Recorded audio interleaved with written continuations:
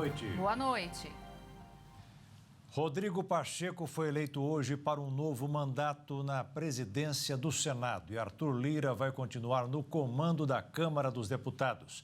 As eleições foram hoje à tarde e quem traz todos os detalhes direto ao vivo de Brasília é a repórter Jaqueline Fonseca, que acompanhou toda a votação e ela vai explicar para a gente sobre a importância dessa eleição para a governabilidade do país. Boa noite, Jaque. Da Câmara dos Deputados, com o apoio de 464 deputados. Foi uma votação histórica.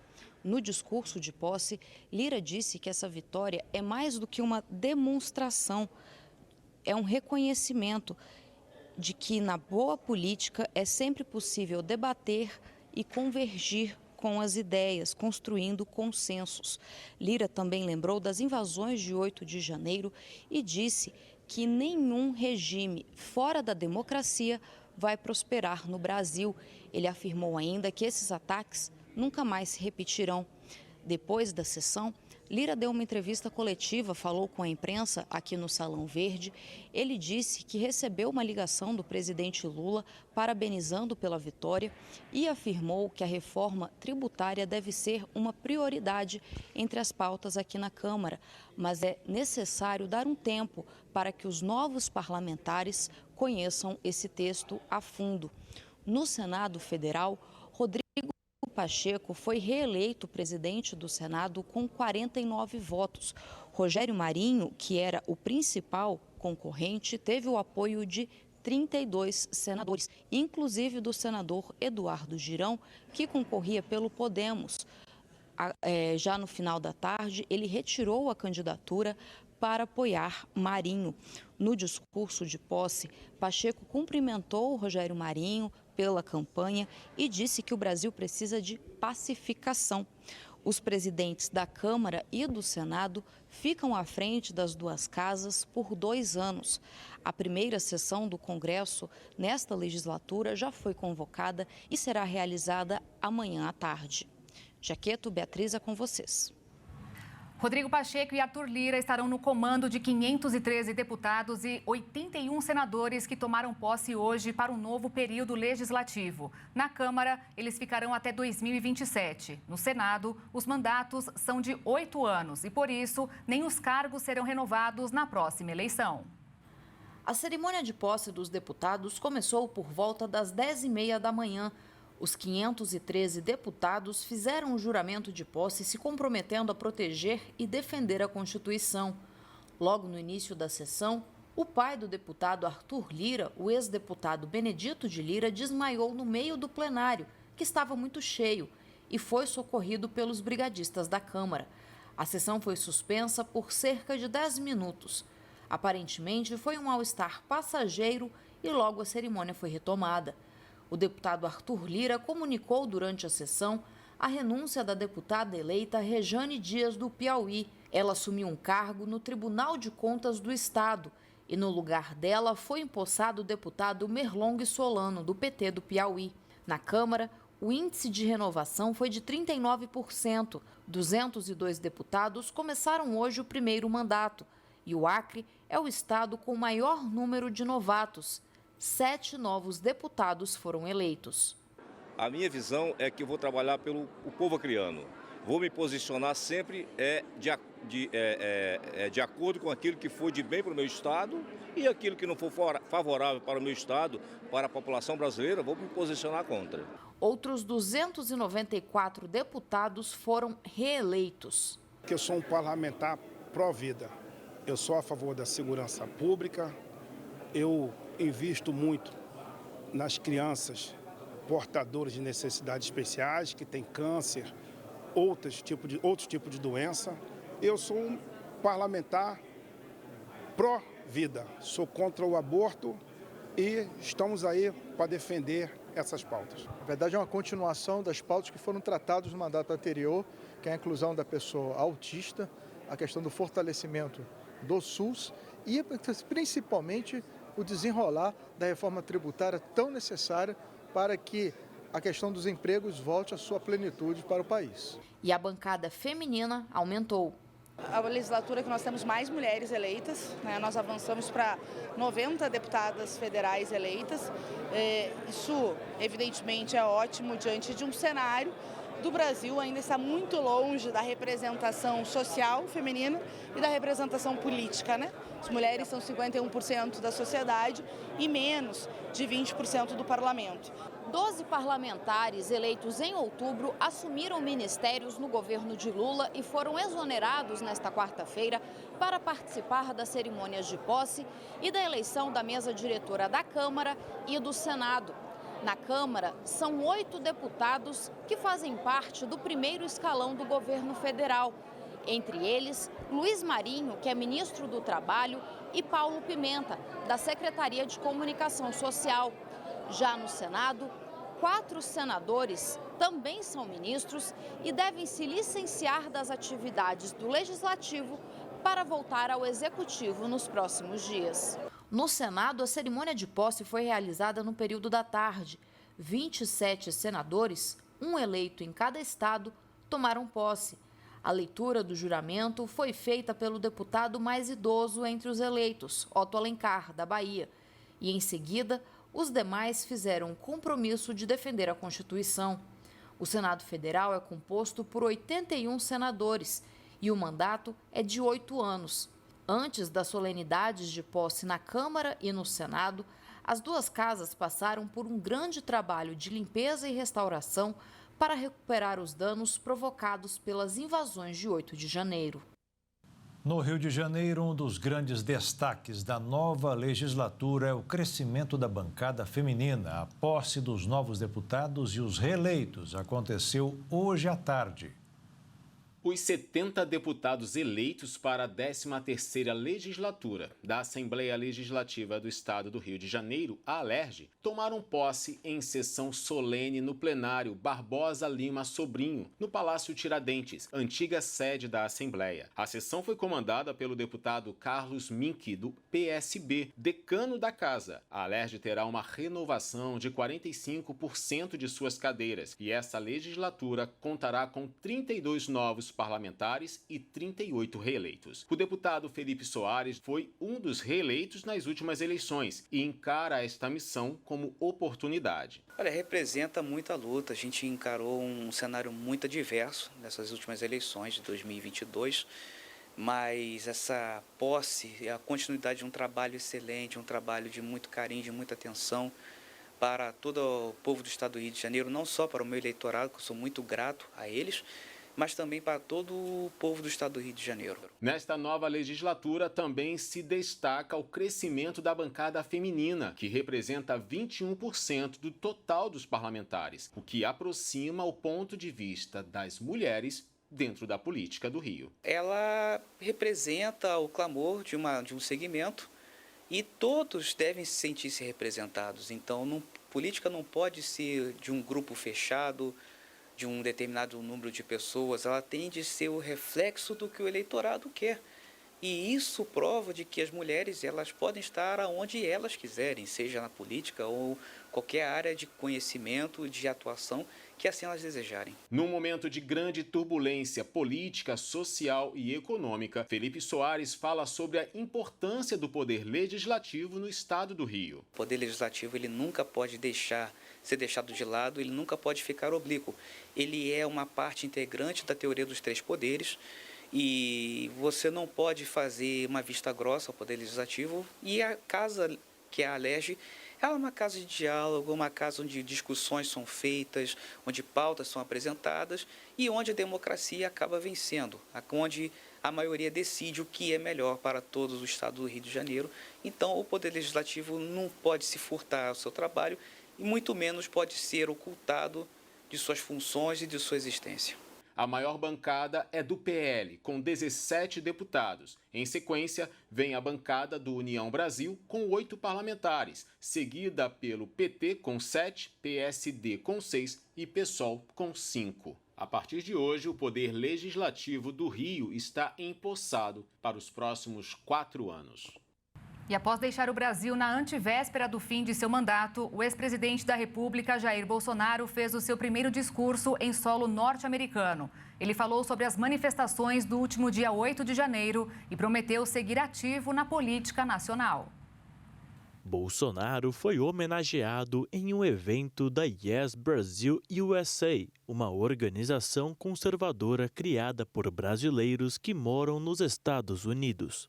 No encontro, ao menos 600 pessoas estiveram presentes para ouvir o que o ex-presidente tinha para falar após quase 32 dias de pleno silêncio. Esse foi o primeiro discurso do político em um evento público desde que ele viajou aos Estados Unidos no dia 30 de dezembro. Após o hino e algumas orações ministradas por pastores evangélicos brasileiros que moram na região, Bolsonaro discursou por 20 minutos. Em uma de suas falas, Bolsonaro reforçou que a vida política pertence a ele e que não deixará de ser ativo no Brasil. Não podemos abandonar a política, pessoal. A política faz parte da nossa vida. Eu estou com 67 anos e pretendo continuar ativo na política brasileira. Sobre as manifestações que ocorreram em Brasília, o ex-mandatário brasileiro criticou os atos contra as sedes dos três poderes em Brasília no início de janeiro. A gente lamenta o que alguns inconsequentes fizeram no dia 8 de janeiro. Aquilo não é a nossa direita, não é o nosso povo. Não é o nosso povo. Ao longo do discurso, Bolsonaro voltou a insinuar que o resultado da eleição presidencial foi fraudulento, já que ele nunca foi tão popular como no ano passado, superando até mesmo a sua popularidade em 2018. O ex-presidente completou dizendo que as pessoas ficam com uma interrogação na cabeça por conta disso. Ele ainda pôs em dúvida sobre a continuidade da gestão de Luiz Inácio Lula da Silva, ao afirmar que em pouco tempo, se o atual governo continuar na linha que demonstrou nesses primeiros 30 dias, não vai durar muito tempo. Na abertura do ano judiciário, o presidente Luiz Inácio Lula da Silva elogiou a atuação da Corte contra os atos que depredaram prédios dos três poderes no dia 8 de janeiro. Após a fala de Lula, a presidente do STF, Rosa Weber, também discursou e prometeu punição rigorosa aos envolvidos nas manifestações.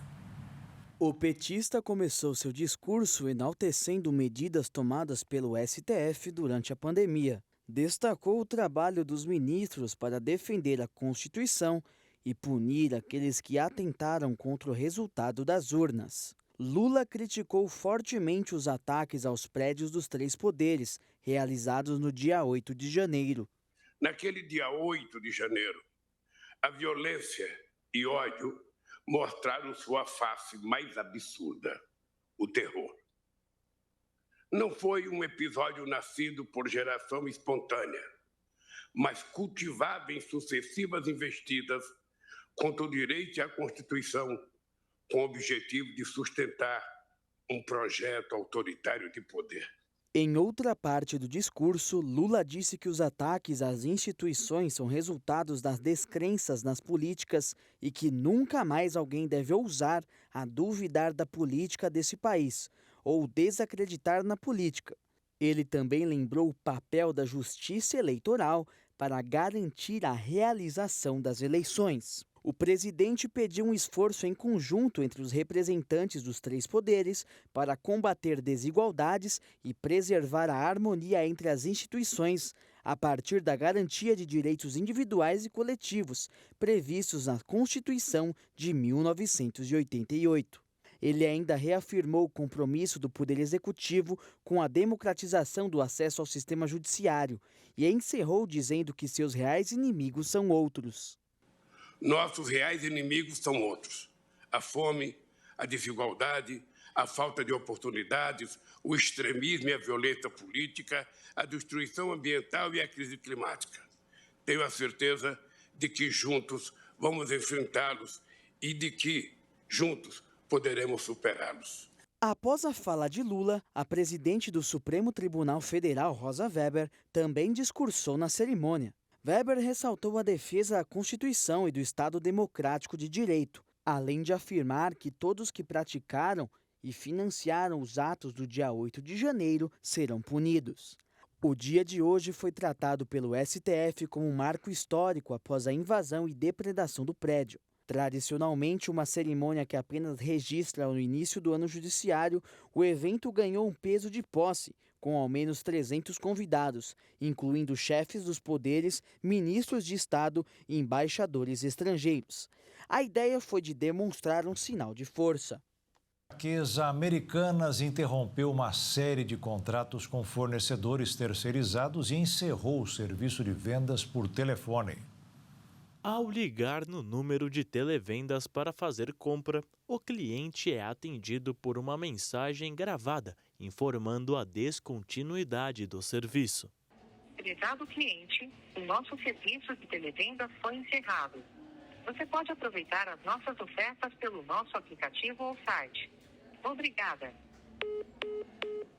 Agora, as vendas se fixam apenas no aplicativo ou no site. Em um visível desmoronamento estrutural e financeiro, e mesmo com evidências, a Americanas apenas confirmou o fim dos contratos com empresas fornecedoras de serviços terceirizados.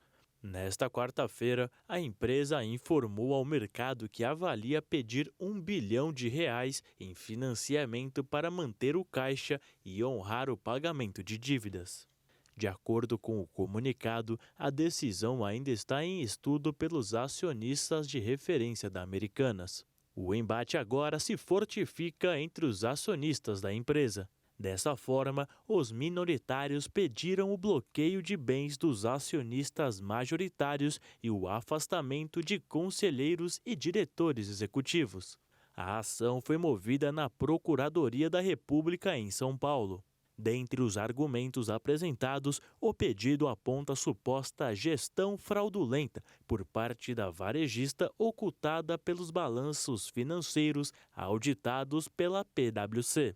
O documento enfatiza que os mais de 146 mil acionistas minoritários da Americanas viram seu patrimônio reduzido a pó após a descoberta do escândalo financeiro.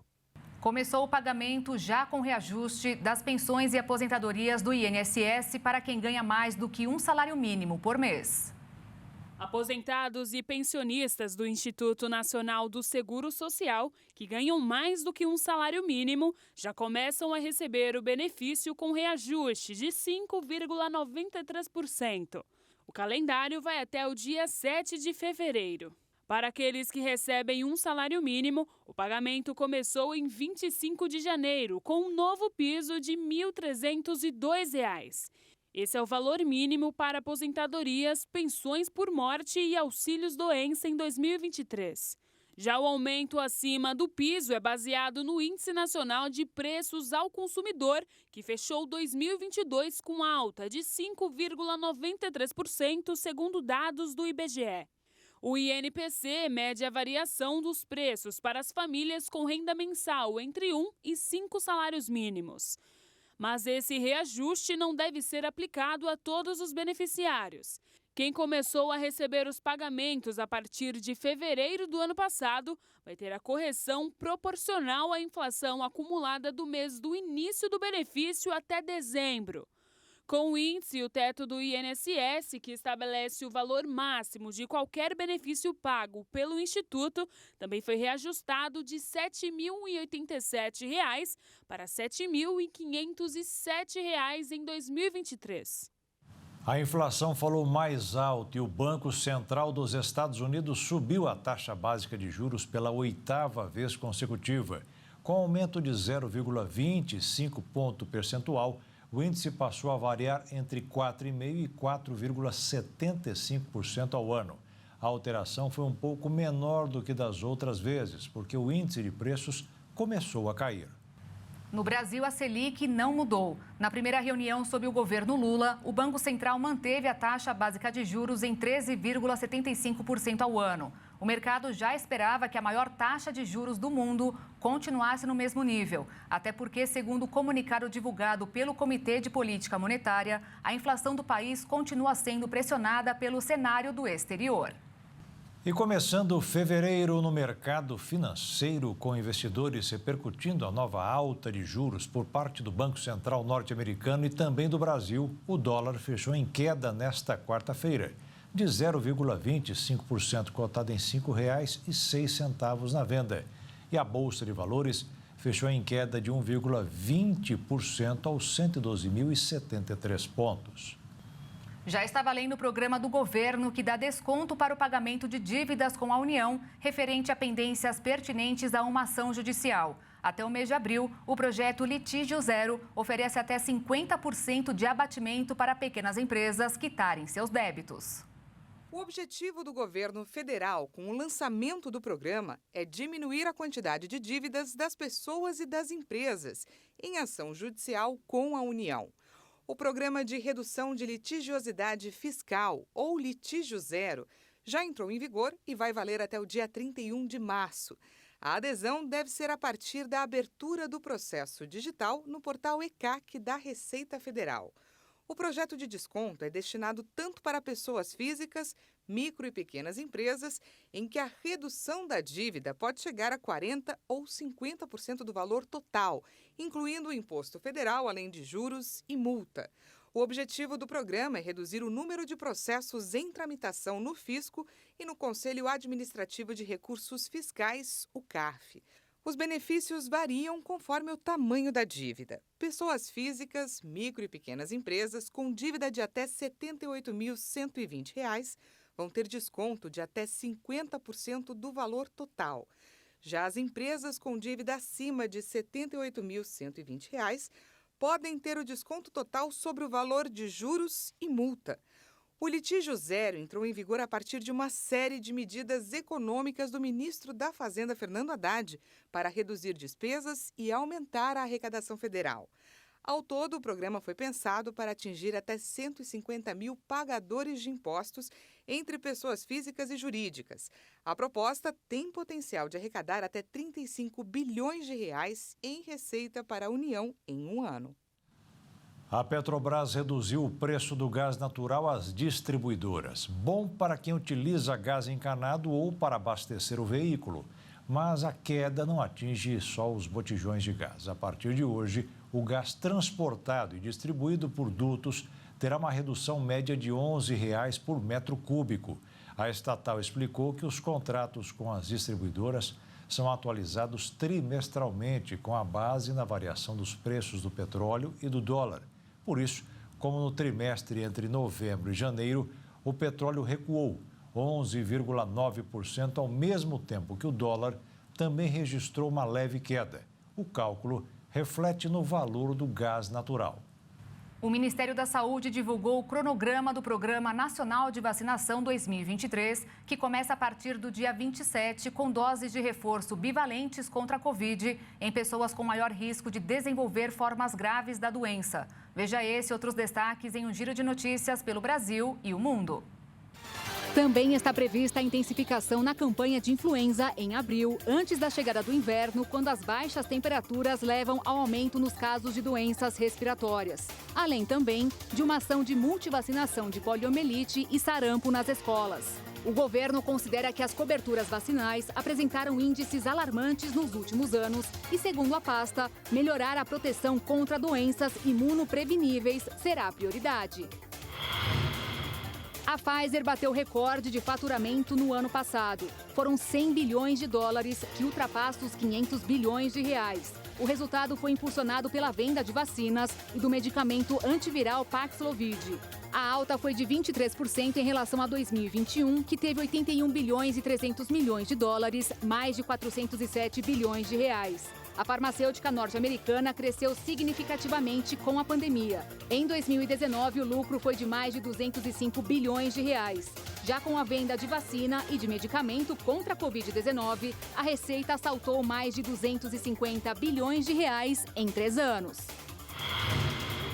A PayPal, a exemplo de outras gigantes tecnológicas, anunciou cortes no quadro de funcionários. O plano é demitir 7% da força de trabalho nas próximas semanas, o que corresponde a um pouco mais de 2.000 profissionais. Em comunicado aos funcionários, foi informado que a reformulação da empresa no ano passado para enfrentar o atual cenário macroeconômico não foi suficiente. No último balanço trimestral divulgado pela empresa, a companhia de pagamentos digitais superou as expectativas de lucros e receita. Mas, em teleconferência com analistas e investidores em novembro, a PayPal reduziu a previsão de crescimento anual de receita em antecipação à desaceleração da economia americana. Os Estados Unidos planejam enviar um pacote de ajuda militar de mais de 10 bilhões e 100 milhões de reais à Ucrânia, com armamentos que incluem, pela primeira vez, foguetes de longo alcance. O governo norte-americano ainda não se pronunciou sobre o assunto, mas a expectativa é que o anúncio seja feito oficialmente ainda nesta semana. São esperados também que sejam incluídos equipamentos do sistema de defesa antiaérea Patriot, de fabricação norte-americana, capazes de neutralizar ataques aéreos de mísseis, aviões e outras armas. Os recursos seriam destinados à compra de foguetes guiados por GPS e têm alcance de até 150 quilômetros. O Comitê Olímpico Internacional disse que vai manter as sanções impostas contra atletas da Rússia e Belarus por causa da invasão da Ucrânia, mesmo que há uma semana parecia ter aberto as portas para competirem nos Jogos Olímpicos de 2024, por causa de comentários do chefe do comitê, que falou que os atletas dos dois países, proibidos de competirem na Europa, poderiam ganhar vagas para os Jogos de Paris por meio dos sistemas classificatórios asiáticos. Essas sanções incluem não convidar nenhum funcionário do governo da Rússia ou de Belarus para eventos esportivos internacionais e não organizar eventos esportivos nos dois países. No Reino Unido, trabalhadores de diversos setores entraram em greve nesta quarta-feira pedindo melhores salários. É a maior dos últimos 11 anos. Cerca de 500 mil profissionais paralisaram as atividades ao mesmo tempo que o país vive a pior inflação em 41 anos. Quase 20 mil escolas da Inglaterra e do País de Gales foram afetadas pelo primeiro dos 7 dias de greve convocados para fevereiro e março por professores do ensino infantil e do ensino médio. É realmente uma escolha política, porque eu sei que há dinheiro nesse país. É um dos países mais ricos da Europa. Só que os estudantes das escolas públicas não são valorizados. Onde trabalho atualmente, nós não tivemos uma viagem escolar nos últimos 12 anos. Então, eu acho que há uma ligação entre menos dinheiro para as escolas e menor qualidade de ensino aos alunos. A greve dos professores coincide com uma das muitas aprovadas por maquinistas de empresas ferroviárias e com a paralisação de trabalhadores de 150 universidades. Cerca de 100 mil funcionários de ministérios, portos, aeroportos e até de centros de exame de habilitação também cruzaram os braços. No total, até 500 mil de pessoas pode estar em greve no Reino Unido. Os profissionais de enfermagem também vão realizar, em 6 e 7 de fevereiro, mais 2 dias de greve, depois de frustradas negociações com o governo britânico por reajustes salariais. Projeto de proteção a territórios Yanomami. Uma portaria da FUNAI publicada no Diário Oficial da União desta quarta-feira determina que apenas servidores em missão poderão entrar na terra indígena.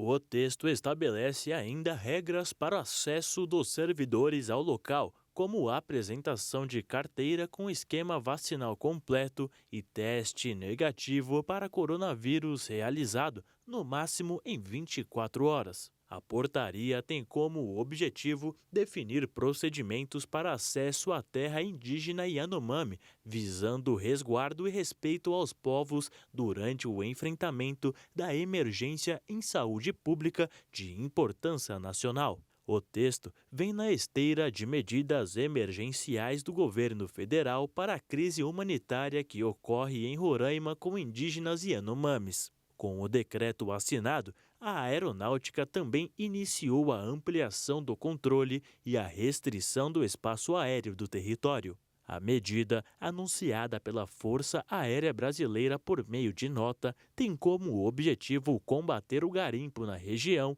ao impedir a logística de abastecimento das atividades criminosas. O decreto vem com uma espécie de respiro para os indígenas e principalmente para o bioma.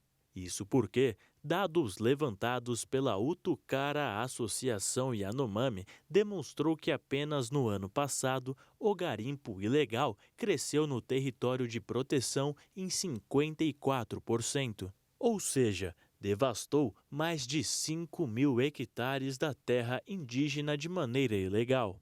Segundo o monitoramento, o aumento foi exponencial desde 2018, quando as medidas de proteção foram afrouxadas. A terra indígena Yanomami é o maior território indígena do país, com mais de 10 milhões de hectares. O número corresponde à extensão aproximada do estado do Pernambuco. Existe uma estimativa que no local vivem pouco mais de 30.000 indígenas na área que deveria, por lei, ser preservada.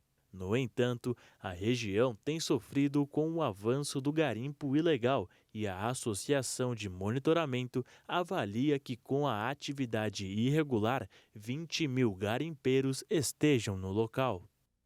O ministro da Justiça e Segurança Pública, Flávio Dino, alterou as regras para o registro de armas de fogo no Brasil. Agora, armas de uso permitido ou restrito, depois do decreto de maio de 2019, terão de ser registradas também no Sistema Nacional de Armas da Polícia Federal. A partir de hoje, o cadastro das armas deverá ser feito em até 60 dias. Além do procedimento online, os portadores de arma de uso restrito devem agendar uma ida à Polícia Federal quando será apresentado o armamento e o registro no Sistema de Gerenciamento Militar de Armas. Caso a nova regra não seja cumprida, pode levar à apreensão da arma por infração administrativa. Os demais procedimentos para obter posse ou porte de arma ou outros registros exigidos por lei não tiveram alteração. O formulário está disponível no site da Polícia Federal, que vai solicitar a identificação da arma e do proprietário, como o nome, CPF ou CNPJ, endereço de residência e do acervo. No dia 2 de janeiro, o presidente Lula assinou um decreto que suspende o registro de novas armas de uso restrito de caçadores, atiradores e colecionadores e interrompe também as autorizações de novos clubes de tiro. O decreto condiciona a autorização de porte de arma à comprovação de necessidade. Os motociclistas lideram o número de mortes em acidentes de trânsito na cidade de São Paulo. Apesar do número total de ocorrências ter caído pelo segundo ano consecutivo, os pilotos ainda são as principais vítimas.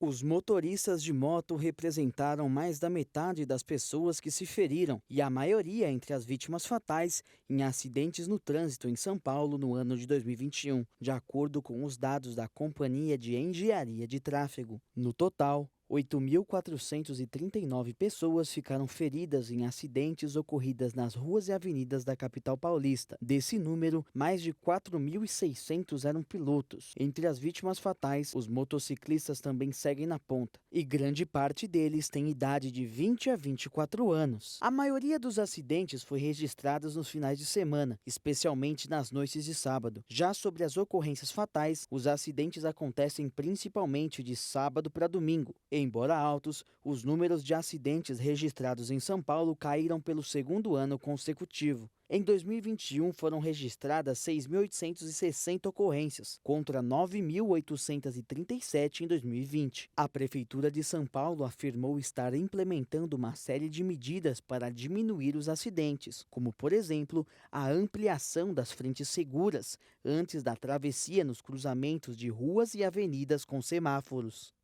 O Brasil está liderando uma pesquisa que pode revolucionar a agropecuária no país. Em Santa Catarina, a Embrapa Suínos e Aves realiza um estudo para desenvolver carne de frango cultivada em condições controladas de laboratório. O novo produto, que se assemelha a filés de peito de frango desossados, deve estar pronto para análises nutricionais até o fim deste ano. Muita gente não sabe nem o que é. Sabe o que é carne cultivada? Não sei o que é. Você já ouviu falar, você conhece a carne cultivada? Não conheço. Estou vendo falar agora pelo senhor. Nunca ouvi falar, tenho a menor ideia do que seja. A carne cultivada é uma proteína sintética produzida em laboratório. E você comeria? Nesse caso, sim. Mas se eu não soubesse, não. Se eu soubesse a procedência, provavelmente eu provaria, sim. A carne, para mim, ela tem que ser natural.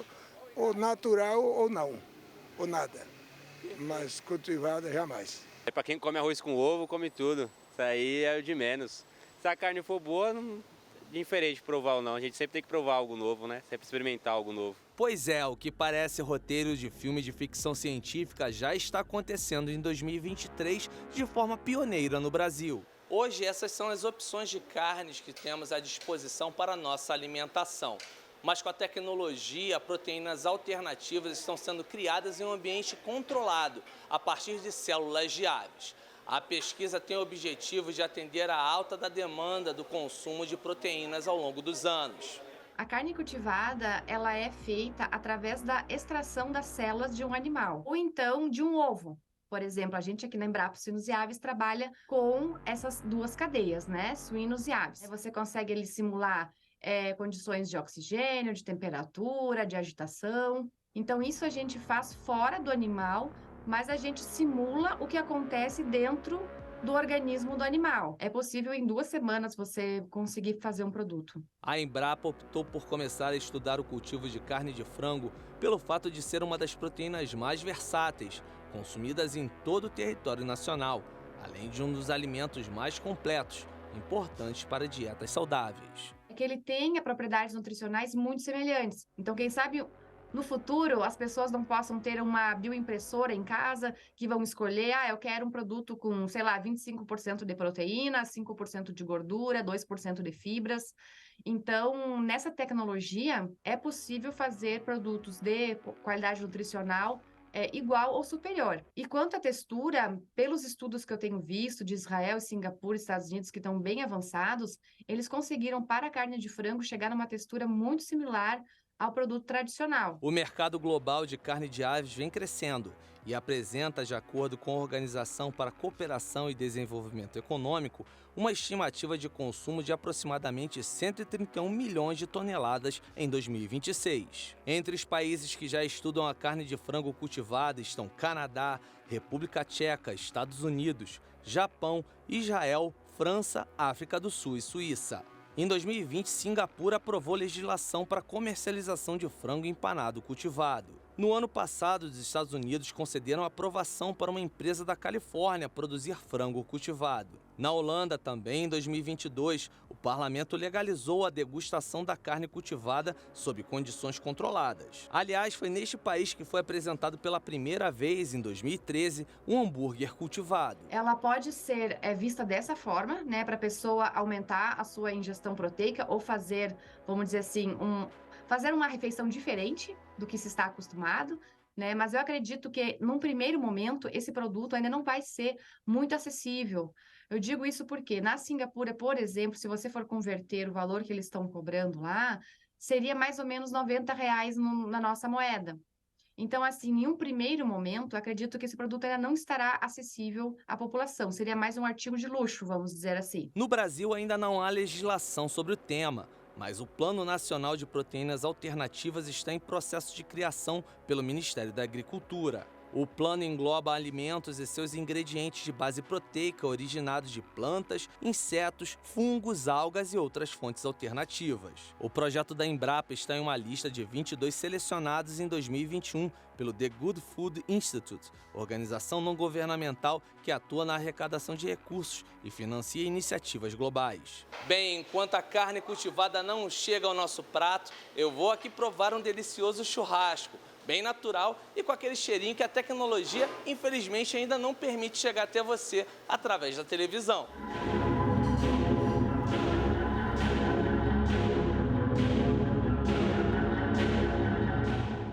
O carismático e versátil burro é um dos animais mais importantes da história. Segundo uma recente descoberta de arqueólogos franceses, uma outra versão da espécie essencial para o desenvolvimento da sociedade nos primeiros séculos.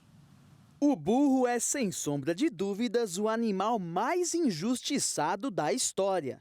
Em diversas partes do mundo, e principalmente no Brasil, o burro foi associado a expressões de insulto ou deboche. Dizer que uma pessoa é burra, falando português claro, é dizer que ela não é capaz de entender ou fazer algo. Mas pegando a importância do burro em toda a história, podemos perceber que essa comparação não tem sentido algum. O animal é conhecido pela sua notável capacidade de carregar pesadas cargas e pelo seu comportamento persistente em relação ao trabalho.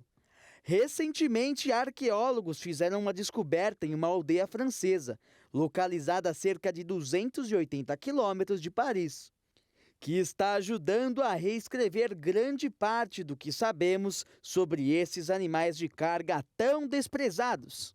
No local, uma equipe desenterrou os restos de diversos burros que teriam feito a maioria das espécies que conhecemos hoje parecerem anões.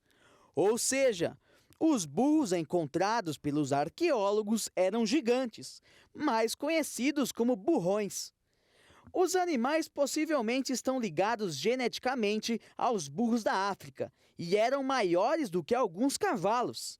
Segundo os pesquisadores, os burros que foram criados na Vila Romana mediam 1,55 m. Para a questão de comparação, os burros atuais têm em média 1,5 m de altura.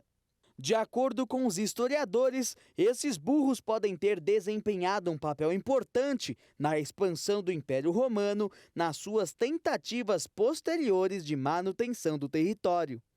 Entre os séculos II e V, os romanos criavam burros para a produção de mulas, dadas pelo cruzamento dos burros com cavalos, que desempenhavam um papel importante no transporte de mercadoria e equipamento militar. Mas as mudanças do destino do Império Romano provavelmente fizeram com que essa espécie de burro gigante também desaparecesse. Para descobrir como os burros cumpriram seu papel na história humana, os historiadores realizaram diversos estudos e descobriram que os burros muito provavelmente foram domesticados em primeiro lugar a partir dos asnos selvagens, há cerca de 7.000 anos atrás, no Quênia e no Chifre da África.